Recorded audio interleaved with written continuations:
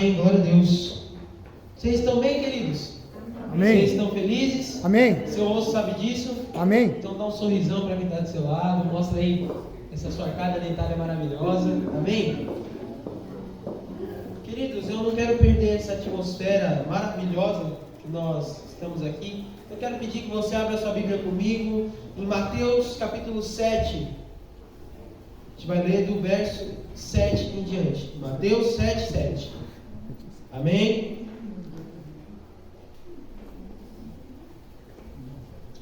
Enquanto você chega lá, eu queria te dizer algo muito interessante, sabe? Eu gosto bastante dessa música que nós cantamos aqui, Estamos de Pé. Ela é uma música tão poderosa, queridos, que às vezes a gente canta assim de uma forma que a gente não entende direito o que a gente está falando, mas quando fala que a perseguição não parou a igreja, os leões não pararam a igreja, está falando da nossa história como igreja. Está falando daquilo que a igreja precisou passar para ser o que é e ocupar o espaço que ocupa hoje. Sabe, Jesus, o nosso mestre, morreu crucificado.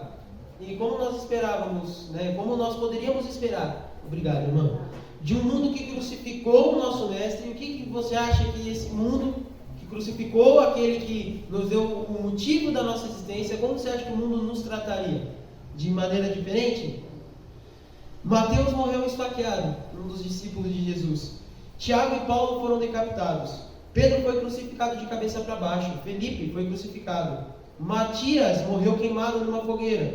Bartolomeu foi decapitado. Tiago também foi decapitado. André foi crucificado em forma de X. Lucas também foi morto por decapitação. Simão Zelote e Judas Tadeu foram mortos a pauladas. Tomé foi transpassado por lanças.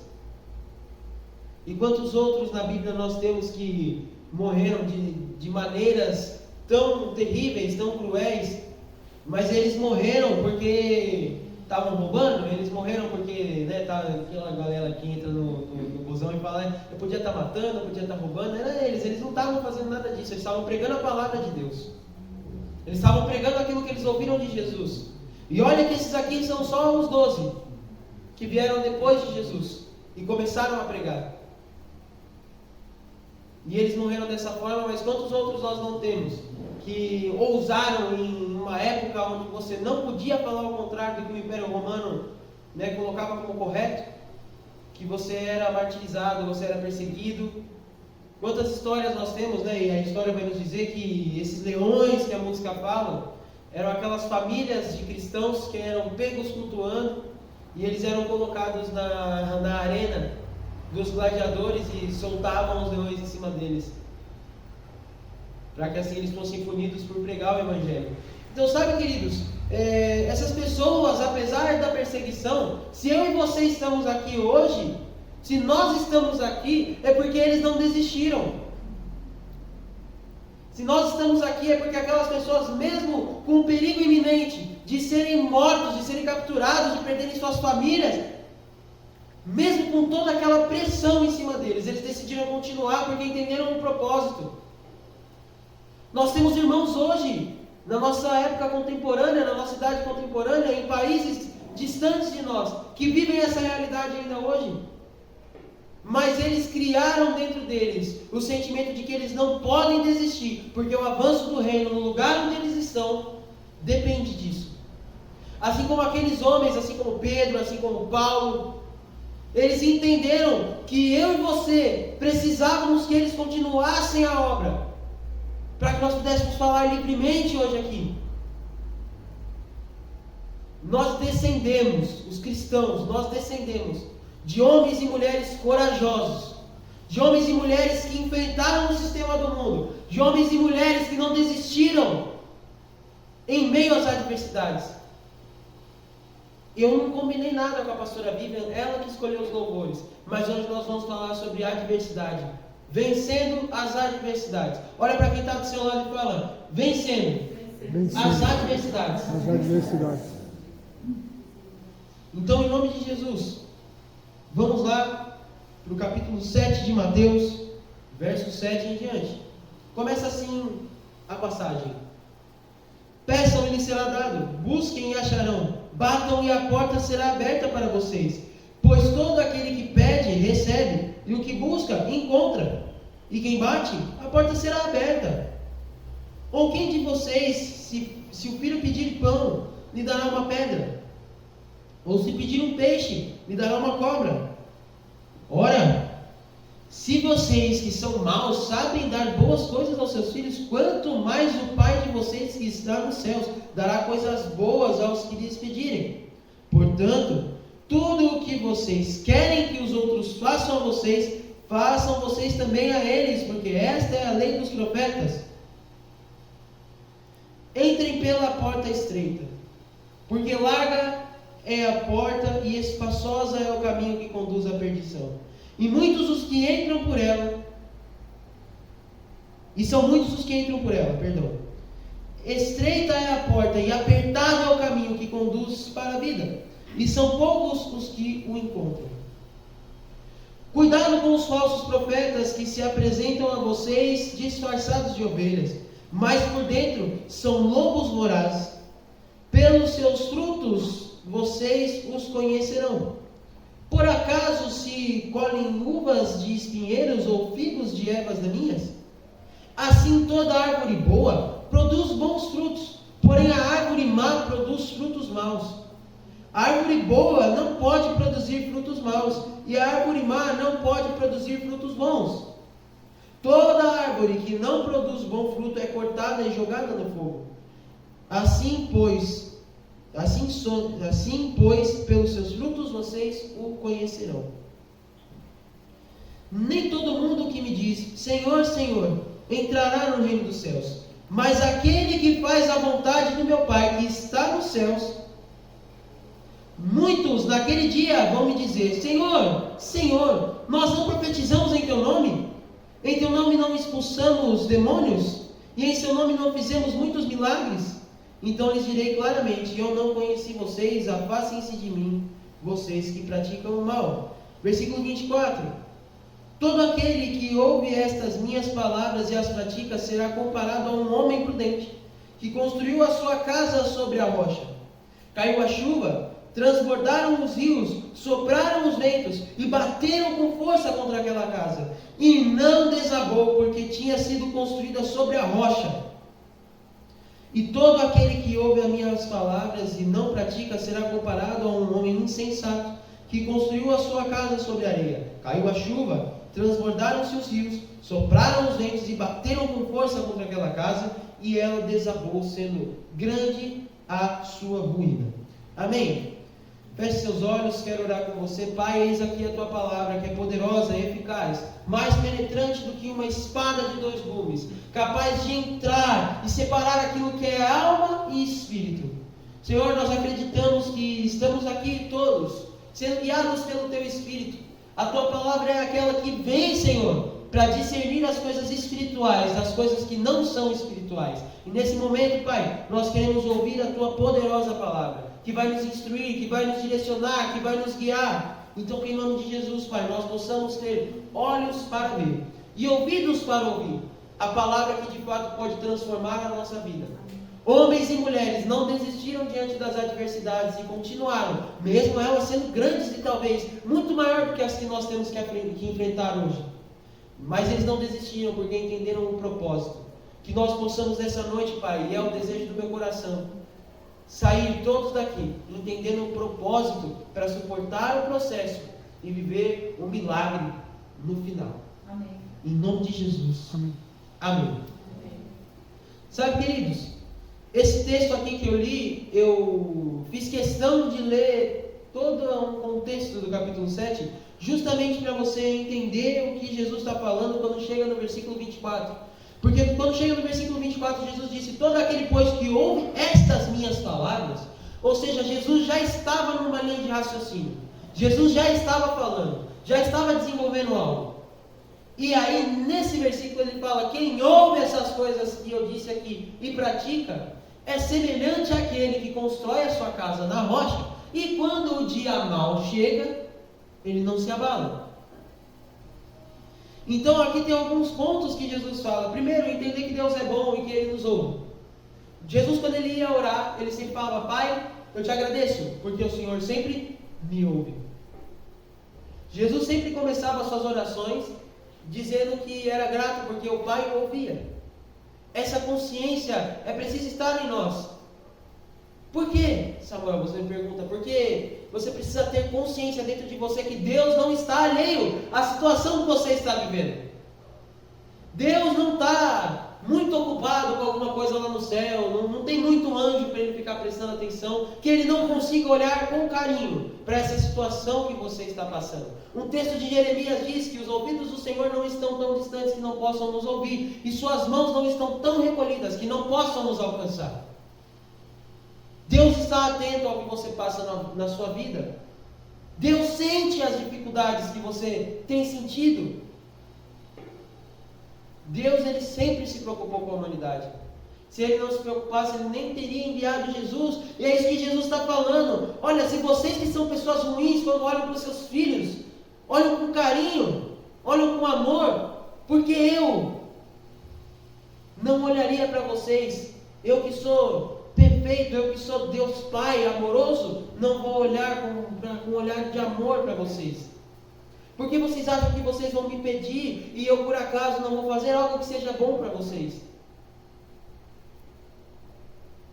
E aí depois Jesus vai falar do caminho estreito e da porta estreita, e do caminho largo e da porta larga. Isso me lembra de uma passagem que está lá em Deuteronômio capítulo 30, versículo 19, aonde Deus olha para aquele povo de Israel e fala assim: olha, é o seguinte, rapaziada, hoje diante de vocês eu coloco dois caminhos, um leva à vida, outro leva à morte. Escolhe, pois, a vida, para que você e a sua família viva bem. Só que Jesus, ele vai trazer algo mais interessante sobre esse caminho, um que leva à morte e outro que leva à vida. Ele vai dizer que o que leva à vida é estreito e difícil. Agora a porta e o caminho que leva para a morte é ampla, é fácil. Ou seja, Jesus já estava aqui desde o começo falando: olha, tem aqui o caminho largo, tem aqui o caminho estreito. Para dar tudo certo tem que ir pelo caminho estreito. Você vai passar dificuldade? Vai ser difícil passar? Vai. Mas o final é mais recompensador do que aquele que a porta larga pode te levar. Deus, ele se preocupa tanto conosco que ele fala assim: olha, tem dois caminhos, escolhe, pois, a vida. Ou seja, Deus dá a opção para você de qual caminho você quer seguir. E isso fica manifesto quando você vê que tem tantas pessoas aqui, e quantas de vocês Deus obrigou a estar aqui, ouvindo essa palavra. Um convite chegou até você, uma nota subiu no seu coração: acho que eu preciso ir à igreja hoje, acho que eu preciso ouvir, e Deus está aqui. Deus está aqui, disposto a te abraçar e a te dar o que você precisa. Porque Ele deu a opção de você escolher se você quer estar com Ele ou não. Nesse mesmo momento, enquanto nós estamos aqui na igreja, quantas pessoas não estão em tantos outros lugares? Porque Deus não obriga ninguém a amá-lo, mas Ele deixa bem claro quais são as consequências de cada coisa. Ele diz: olha, você não precisa vir por esse caminho, mas se você quiser, vem, porque é aqui que você e os seus, você e sua família, vão encontrar de fato aquilo que pode saciar a lacuna que existe dentro do seu ser. Aleluia. E olha que interessante que Jesus vai continuar dizendo a respeito dos falsos mestres. Ou seja, você está em um lugar, querido, onde tem pessoas que estão dispostas a te falar a verdade daquilo que a palavra de Deus diz.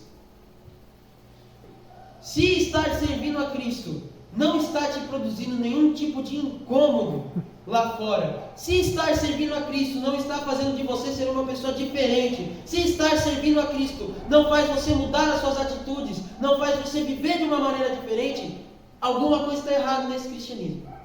E o que nós mais vemos hoje são pessoas que falam a palavra de Deus de uma maneira deturpada, porque falam de prosperidade, porque falam daquilo que você pode ter com Cristo, mas não te falam que existe um caminho que você siga para chegar lá.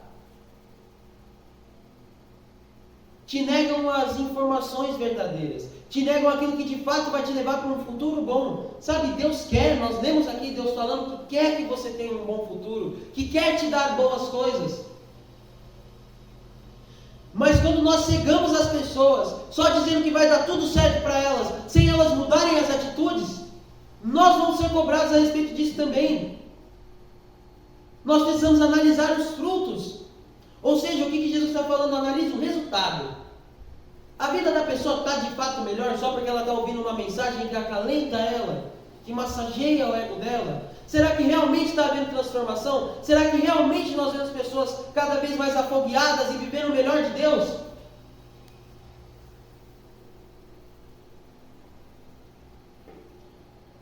Difícil nós vemos isso hoje. A gente estava até conversando, eu e o pastor Djalma e a pastora Ceci, que está lá com as crianças, a gente estava conversando ontem sobre isso. Sabe, essa igreja, a Igreja Evangelho e Vida, ela foi criada como um grupo evangelístico que tinha como base transformar corujas peçonhentas em mansas pombas. O que isso quer dizer? O que é isso que Deus falou para o pastor Val lá na cantina daquela escola, quando a história dessa igreja começou? O que isso quer dizer? É transformar a essência das pessoas. É pegar aquela pessoa que o mundo olha e não vê mais como pode ter alternativa de mudança, você não consegue prospectar na vida daquela pessoa algo bom para o futuro, mas aí o Evangelho vem, e aonde havia a morte, agora a vida. Onde abundou o pecado, superabundou da graça de Deus. Aleluia. E a pessoa é transformada, e a pessoa começa a viver de uma maneira diferente, e aí começa a colher resultados diferentes. Sabe, uma vida diferenciada exige de nós posturas diferenciadas. E posturas diferenciadas não são posturas confortáveis. Não existe conforto na evolução. Não existe conforto para você chegar em um patamar maior. Se você quer mais músculos, você precisa ir à academia. E não vai ser muito confortável, eu te garanto. Tem o dia do leg day, que ninguém gosta de fazer, que é o treino de pernas. Tem o dia que você vai fazer aquele exercício que vai dar uma puxada, você vai chegar em casa e vai falar, meu Deus, eu estou moído. Se você quer ser, por exemplo, um bom profissional, você tem que sentar lá na cadeira da faculdade e escutar, ou então de alguma forma você precisa se dedicar. Só que se você esperar você ter vontade de ter dedicação, você não vai ter dedicação nunca, porque dedicação não é uma vontade, não é um desejo, é uma decisão. Um dia eu acordei e eu decidi que eu queria ser advogado. Eu olhei assim e falei, rapaz, acho que eu levo jeito para ser advogado, eu quero ser advogado. Aí eu decidi isso, e você acha que eu acho muito legal, toda quarta, quinta e sexta noite, ficar lá sentado ouvindo o professor falar? Não acho muito legal. Chega assim, perto das 9 da noite, já começa a ficar com sono, você já começa a querer dormir. Não é muito confortável, mas você está lá se dedicando. Você quer abrir o seu próprio negócio, você quer começar a fazer bolo, você vai lá e começa a estudar sobre como você faz o melhor bolo possível. Enfim, tudo que você decide fazer na sua vida exige dedicação. Então por que para as coisas do Senhor nós nos decidimos? Um dia lá, você lindo, linda, maravilhosa, maravilhoso, levantou sua mão e disse, eu quero esse Jesus. Nossa, que Jesus maravilhoso, eu quero entregar minha vida para Ele. Aí naquele dia você decidiu entregar o seu coração, entregar o seu caminho a Ele. E por que nós não temos dedicação com as coisas de Deus? E por que nós não nos dedicamos como em coisas naturais nós nos dedicamos? Não é possível, irmãos, nós queremos colher o resultado de uma vida com Deus sem nos dedicarmos a uma vida com Deus. Tome cuidado com essa palavra que em muitos lugares você escuta que parece que está tudo bem, parece que está muito agradável, aconchegante, é uma pregação fofa, uma coisa assim que você fala, meu Deus, mas que não te proporciona mudança nenhuma. A mudança é necessária em todas as áreas da nossa vida. E sabe por que Jesus estava falando isso? Porque se você vive esse mundo aí meio fantasioso, Quando chega a dificuldade, quando chega o momento da prova, quando chega o momento que de fato as coisas começam a se afunilar, você cede, você não aguenta, porque a estrutura, porque a base não estava bem fundamentada. Porque você vive nesse mundinho aí que está tudo certo, do jeito que eu estou fazendo, e quando está tudo errado, dá um tchutchu na nossa cabeça. A gente fala, cadê Deus agora? Por que eu estou nessa situação, meu Deus do céu? Jesus, lá em João, no capítulo 16, verso 33, ele vai dizer que no mundo tereis aflições, mas tende bom ânimo, eu venci o mundo. Tudo é difícil. Tudo é difícil. Não pense que porque a porta é larga, não vai ter desafios no caminho. Vai. Não pense que porque a porta é estreita, e aí não pense mesmo que não haverão desafios. Tudo é difícil. Qualquer decisão que você decide na sua vida, que você fala a partir de agora vai ser isso, é difícil.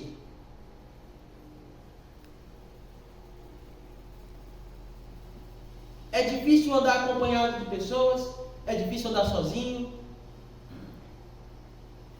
Tudo vai ser difícil. O que você precisa decidir é qual difícil você está disposto a enfrentar. Agora, Jesus ele disse que ia ser difícil. Ele não falou, olha, vai ser fácil me seguir.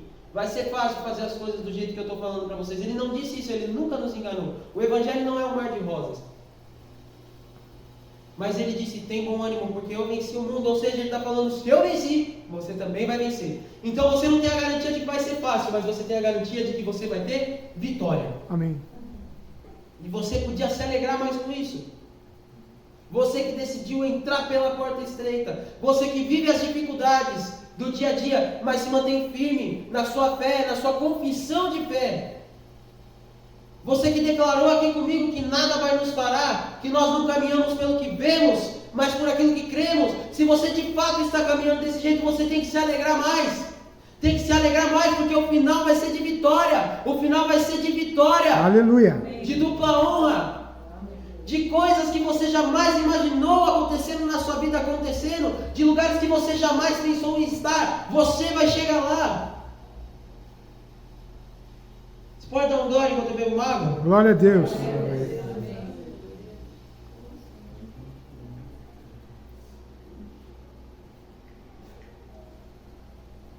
Sabe, a primeira coisa que eu acho interessante é a gente diferenciar um pouco os tipos de sofrimento que nós passamos na nossa vida.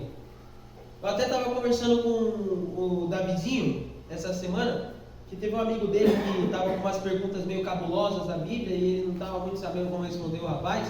Aí ele falou, Samuca, me ajuda aí. Ele quer saber por que nós cristãos a gente sofre tanto. E aí, eu paro para pensar e esse é um tipo de sofrimento. O cristão ele pode passar por 3 tipos de sofrimento. O primeiro deles, aquele que vem através do inimigo, tentando te desanimar. Você tomou uma decisão, você se posicionou, e não pense você que o diabo vai ficar muito contente, muito feliz que você tomou a sua decisão e não vai fazer nada, vai deixar você quietinho ali, só vivendo a bênção do Senhor. Não, isso está incomodando ele, ele vai querer te afetar de algum jeito para te tirar dessa posição. Tiago, capítulo 4, verso 7 diz: portanto, submetam-se a Deus, resistam ao diabo, e ele fugirá de vós.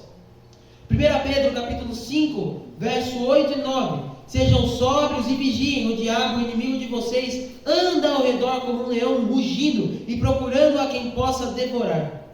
Resistam-lhe, permaneçam firmes na fé, sabendo que os irmãos que vocês têm em todo o mundo estão passando pelos mesmos sofrimentos. Abre sua Bíblia comigo em João, capítulo 15, verso 18 em diante.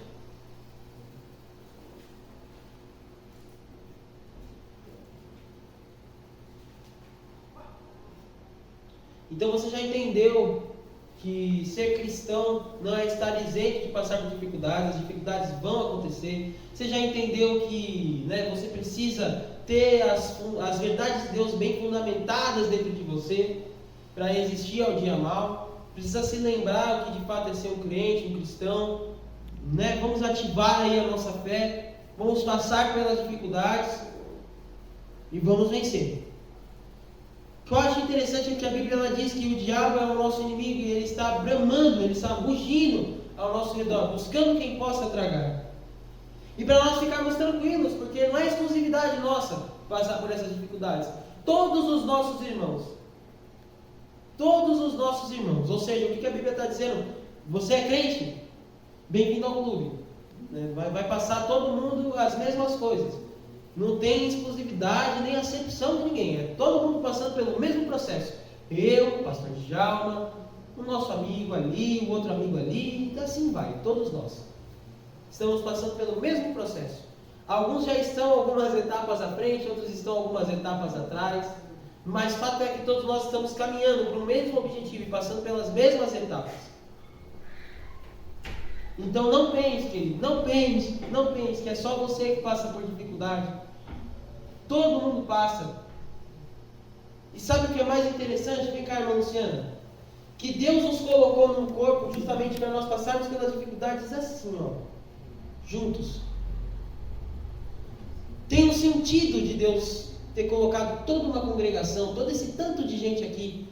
Tem um sentido para eu conhecer você, você me conhecer e sabermos uns as dificuldades do outro, para que um sirva de suporte para o outro no dia mal. Porque o dia mal vai chegar. É inevitável. Mas lembre-se que, estando aqui, você sempre vai ter uma família para te acolher. E para dizer para você, olha, a tempestade vai passar.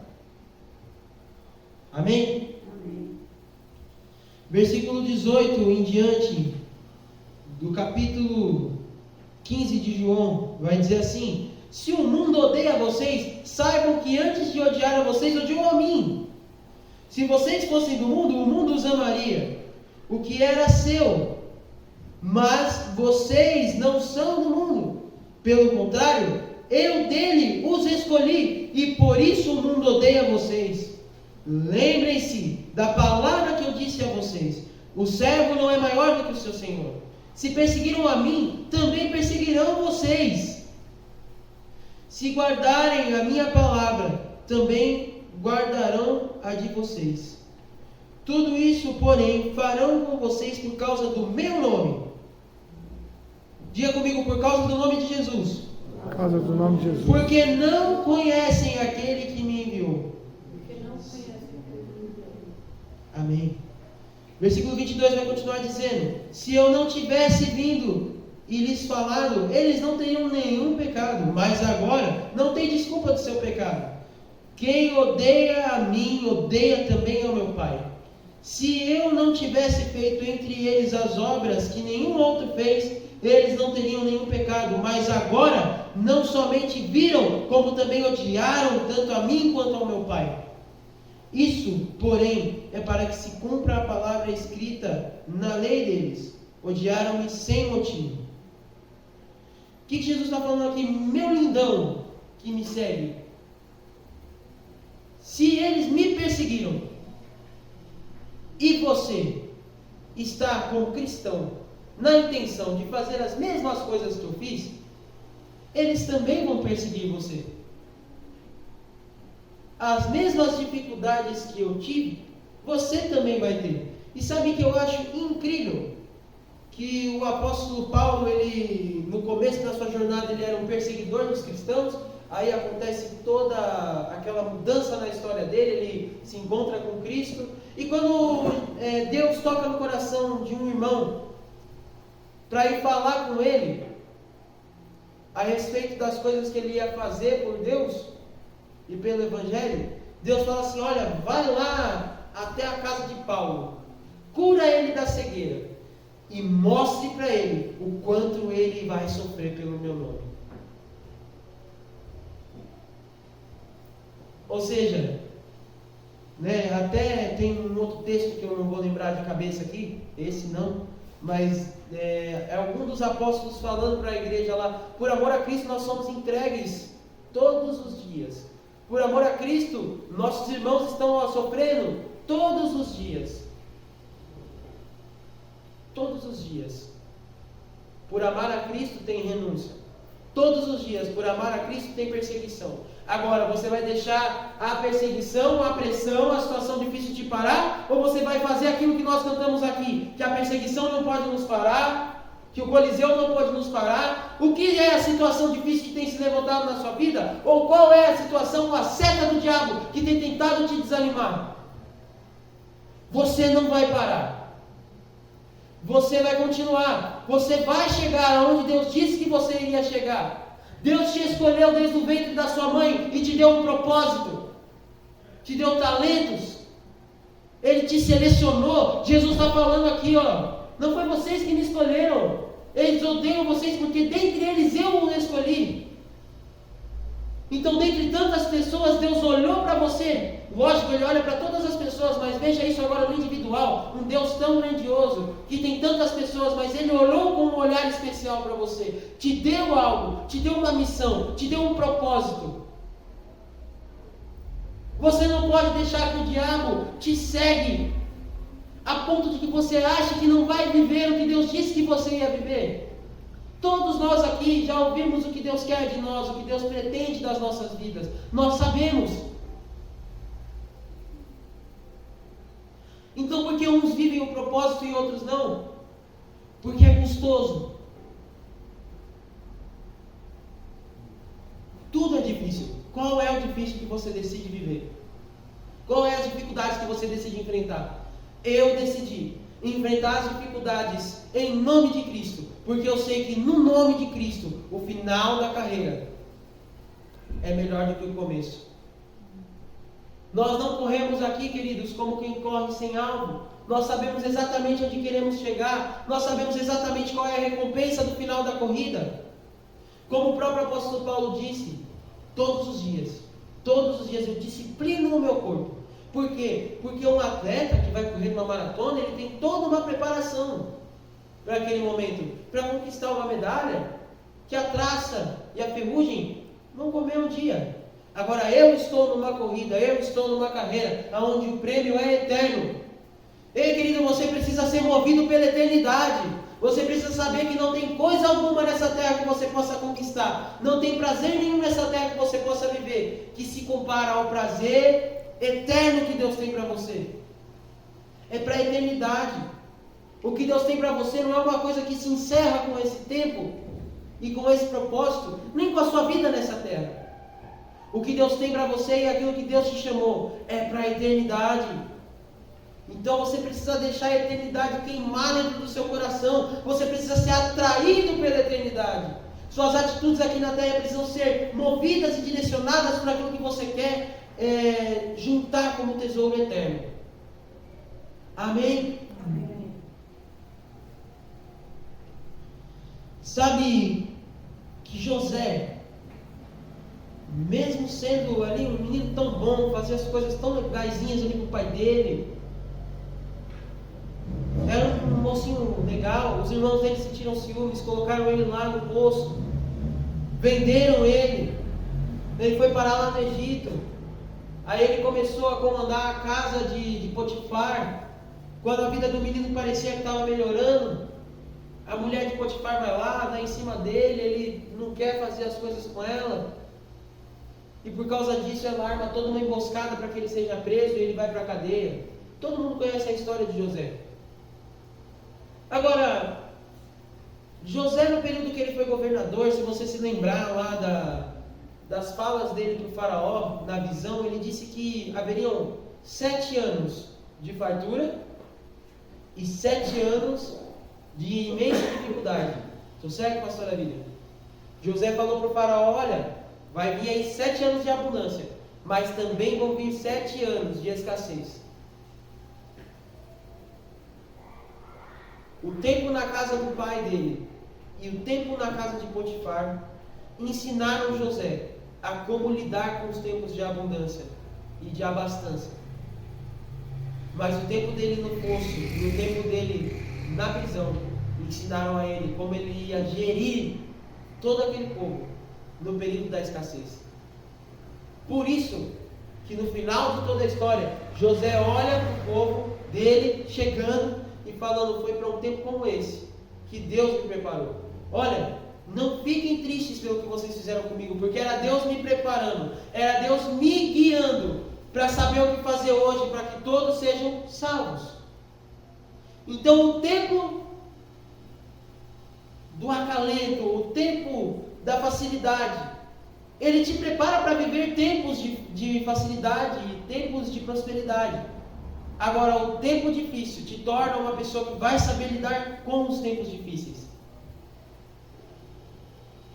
A prisão parecia um grande problema para ele naquele momento, mas mal ele sabia que a prisão estava preparando ele para lidar com 7 anos na frente de todo o povo.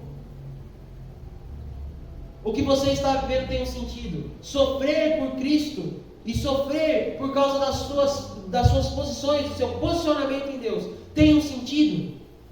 Para que você possa chegar naquele estágio que o apóstolo Paulo nos fala, de estar feliz e satisfeito com toda a situação, porque eu sei como é estar no muito, bem como sei como é estar no pouco. Ou seja, não tem tempo ruim. A gente faz o negócio acontecer. Cristão, crente em Jesus Cristo, é a pessoa que chega para resolver em qualquer situação. Isso é o que nos diferencia. Porque nós não vivemos por aquilo que o mundo está dizendo que está acontecendo. O cenário pode ser o pior possível, mas você chama a existência. Você chama a existência as coisas através do seu posicionamento. Não tenha medo dos tempos difíceis. Pelo contrário, os melhores milagres de Jesus aconteceram em tempos difíceis. Se não houvesse a morte de Lázaro, Jesus não teria um morto para ressuscitar. Se não tivesse faltado o vinho, Jesus não teria transformado naquele casamento a água em vinho. Eu e você, nós somos chamados e vamos passar por tempos de dificuldade, mas vamos passar para transformar a dificuldade num bom fim, num fim proveitoso para o reino de Deus. Tudo que era B.O., Jesus estava lá para resolver. E Jesus ele estava lá para resolver, e não, meu Deus do céu, como é que eu vou fazer? Jesus já sabia exatamente o que ele precisava fazer. Jesus acabou o vinho. Pega lá as bacias d'água, rapaz.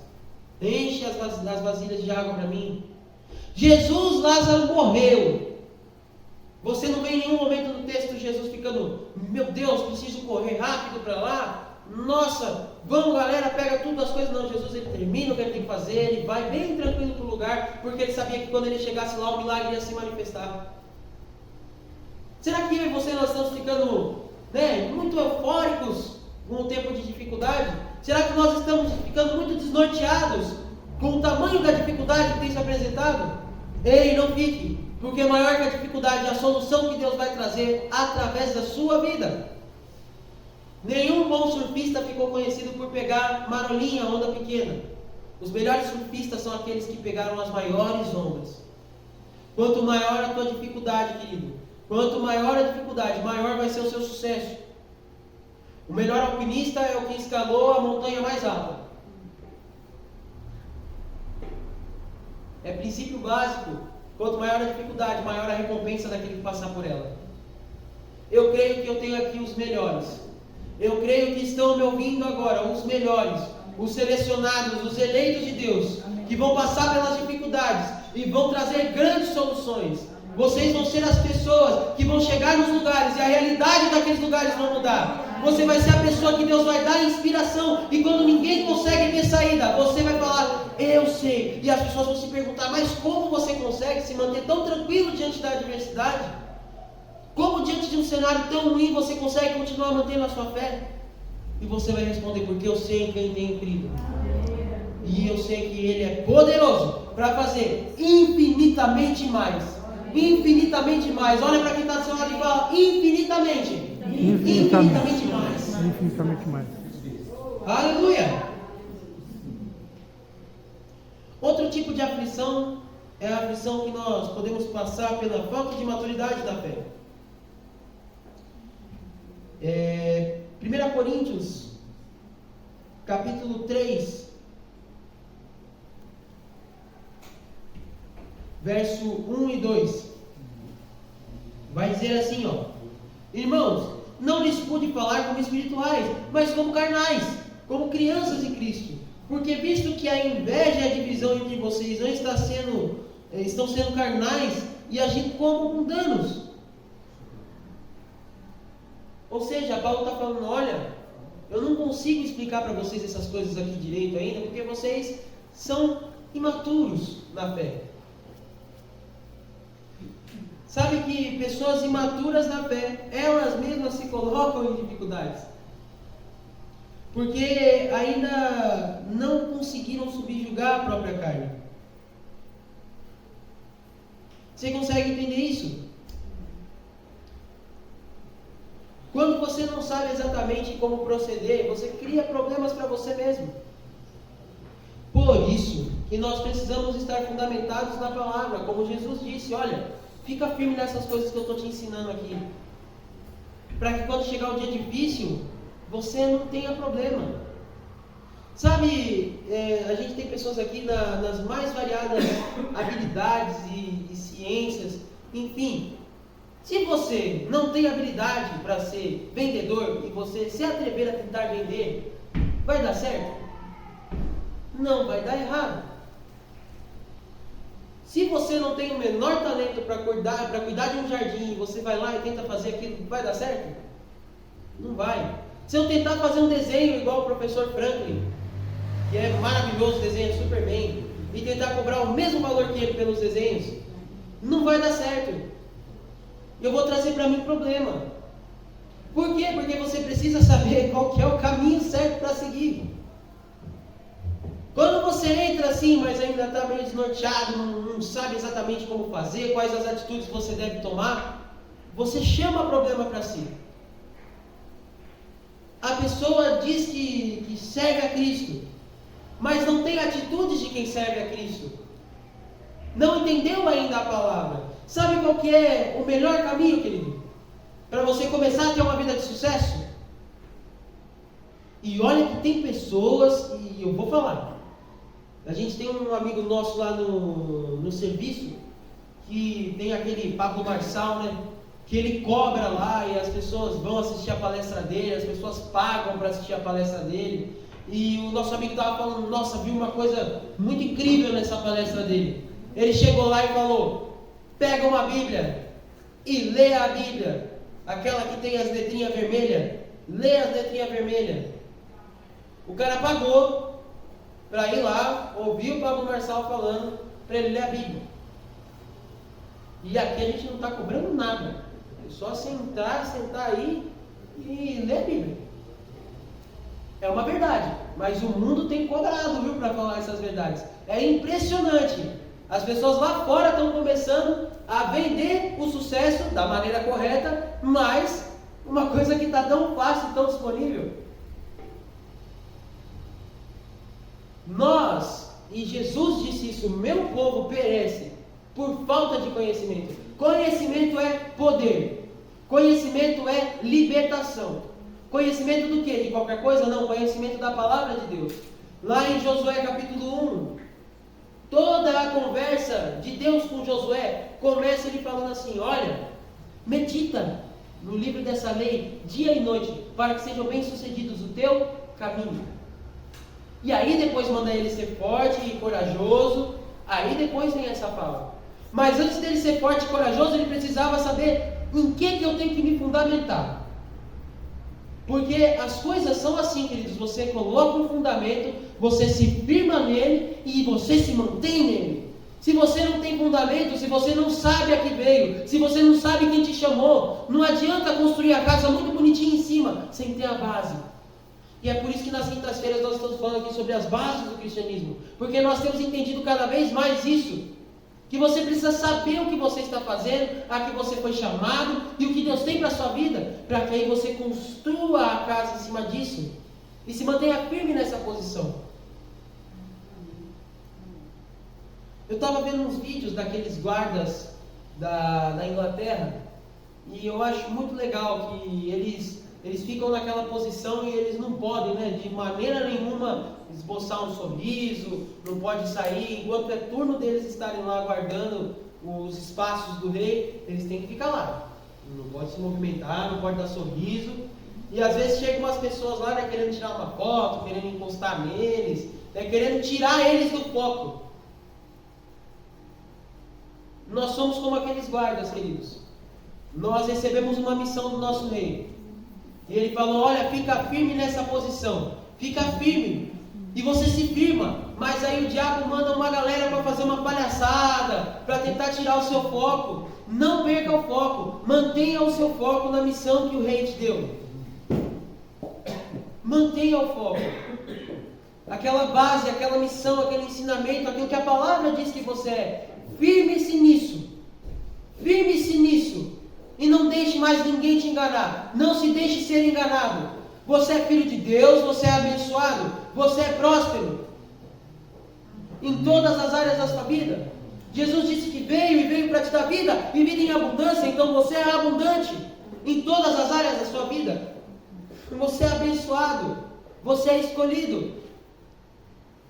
Geração eleita. Sacerdócio real.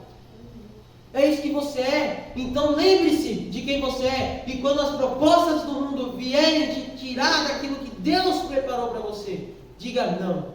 E se mantenha na posição. E viva o resultado que se manter na posição pode te proporcionar. Agora, sabe que tem uma coisa muito interessante, e eu estou partindo para o final. Eu quero pedir que você abra sua Bíblia comigo em 2 Crônicas, capítulo 25.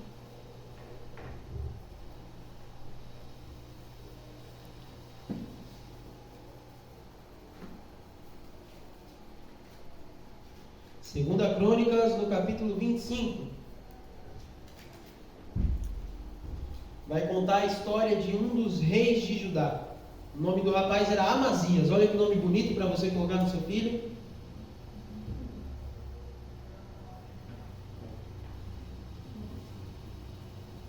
A galera que tem um fã-clube, né? Da galera que gosta de colocar nome bíblico nos filhos.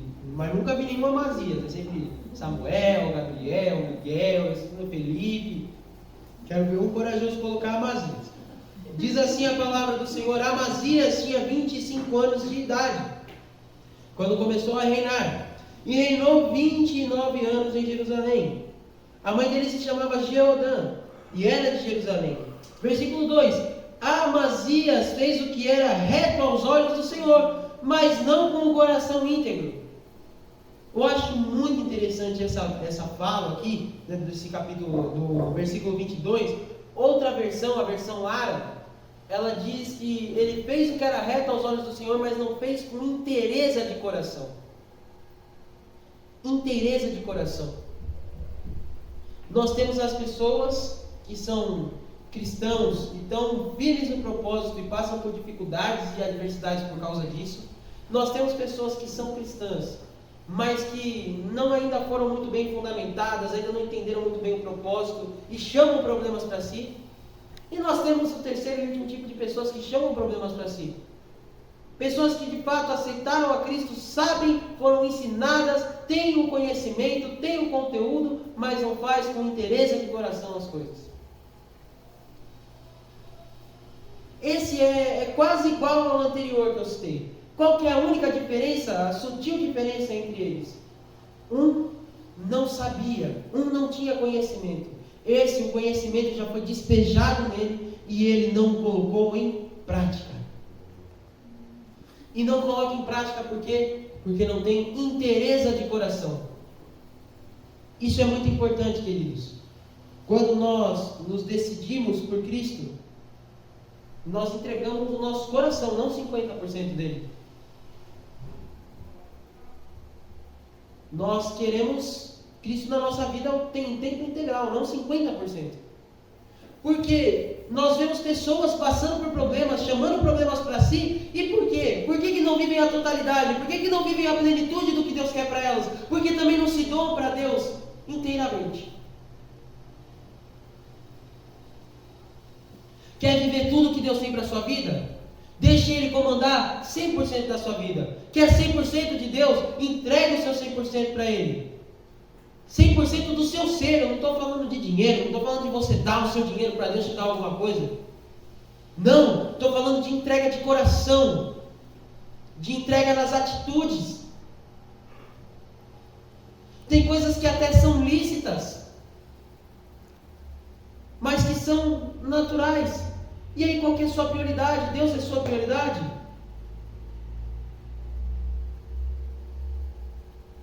Não há problema nenhum em você não querer se entregar 100% para Deus. A única questão é que não se entregando 100% para Ele, você não vive 100% do que Ele tem para a sua vida. E eu estou aqui, querido, para te incentivar a se entregar de maneira inteira, para que Deus possa fazer a obra inteira na sua vida. E a palavra de Deus garante que aqueles que deixam Deus o tratar por inteiro, vivem também um resultado maravilhoso por inteiro. Amém.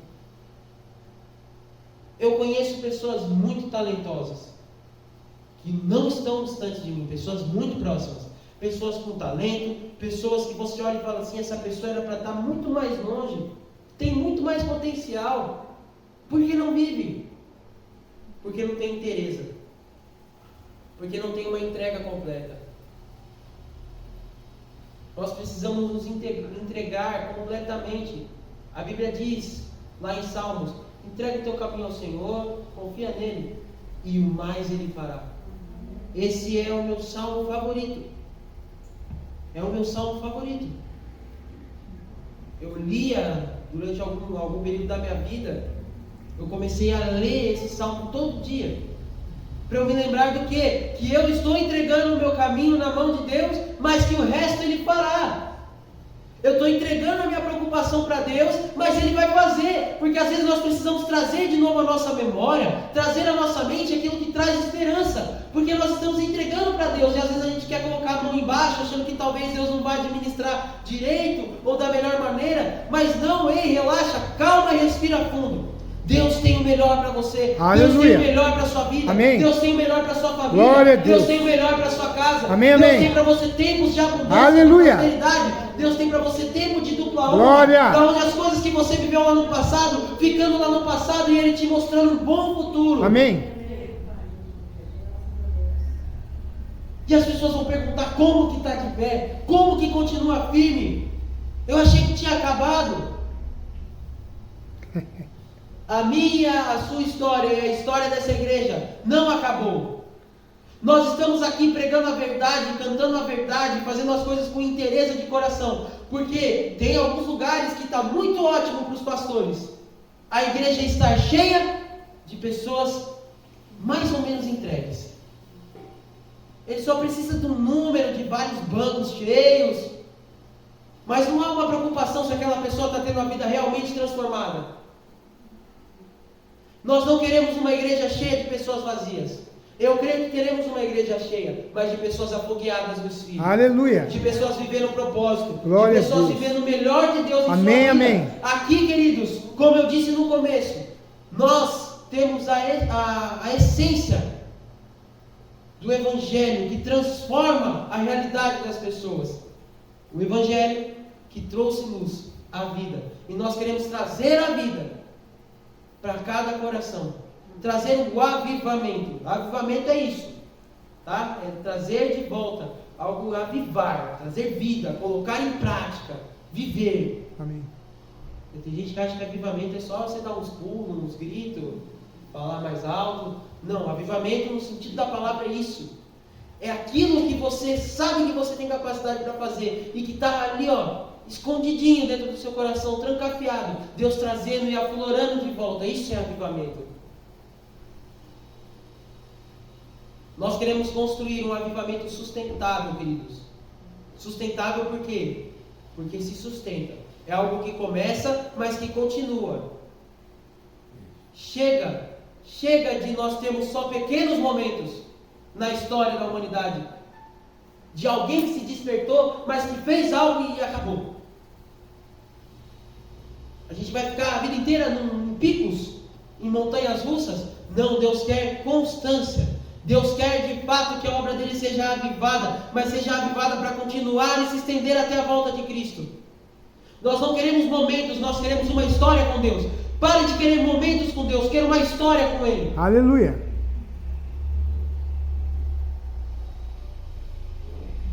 Pare de querer ouvir só, de vez em quando você precisa, a voz de Deus.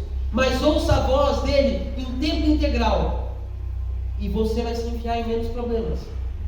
Eu acho o máximo que tem pessoas que esquecem de ouvir a voz de Deus, se colocam em problemas e depois elas dizem: meu Deus, me ajuda. Mas se tivesse ouvido a Deus, nem precisaria da ajuda dele para sair da situação, porque já teria a ajuda dele para nem entrar na situação. Deixa Deus conduzir sua vida. Como diz uma música que a pastora Vivian gosta muito, deixa Ele trabalhar do jeito dele. Deixa as coisas acontecerem no tempo dele, descansa, confia e espera em Deus. E o mais Ele fará. Amém. Avivamento sustentável. É isso que nós queremos gerar nessa igreja e no seu coração. Em nome de Jesus. Amém.